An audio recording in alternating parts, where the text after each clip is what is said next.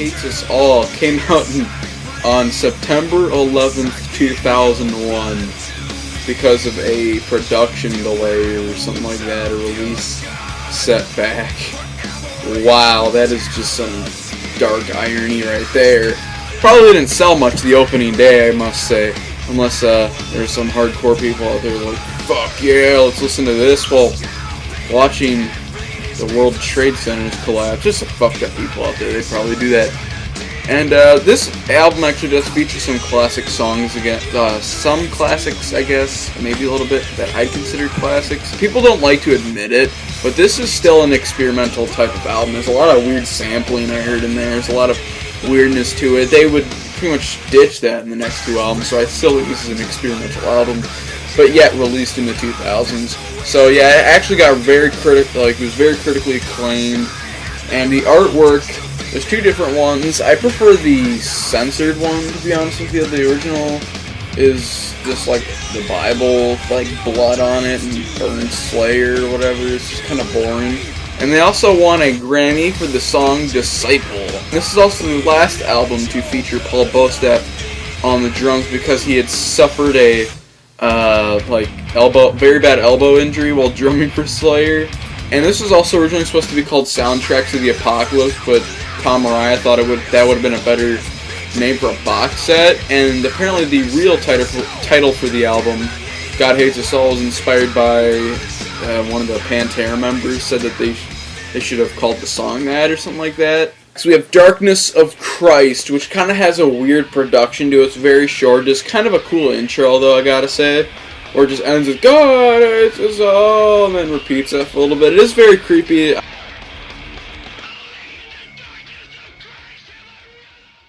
Then we go to Disciple, one of the classic songs of the album.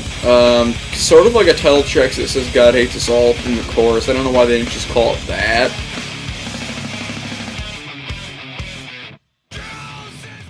And then we have God Sent Death, which is a way better song in my opinion. It's very creepy and very slow paced. Just has that fucking dark and brooding atmosphere to it that just makes it so creepy. Just like that. Pretty much my favorite songs from Slayer at this point.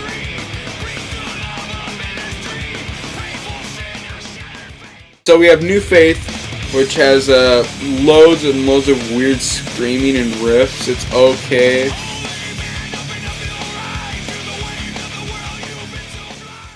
Then we have Cast Down, which is, but once again, it's not great singing.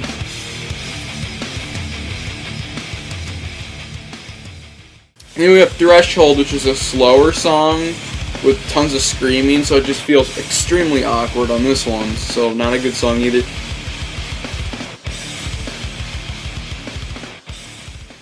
Exile. I like this one. It kind of reminds me of a song from Seasons in the Abyss. It's a pretty good song, but nothing too great.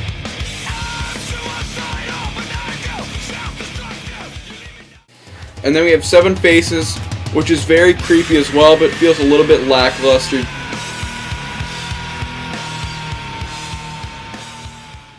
Bloodline, which is, in my opinion, probably the best song off the album. It's a very classic sounding song. It's a very classic song for them.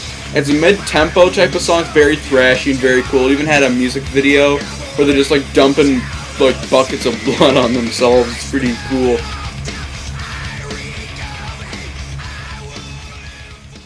So next we have Defiance, I believe it's called.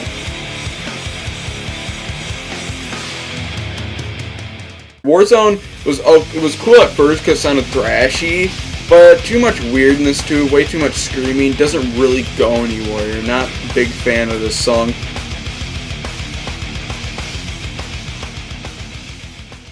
Then we have Here Comes the Pain. It's pretty progressive.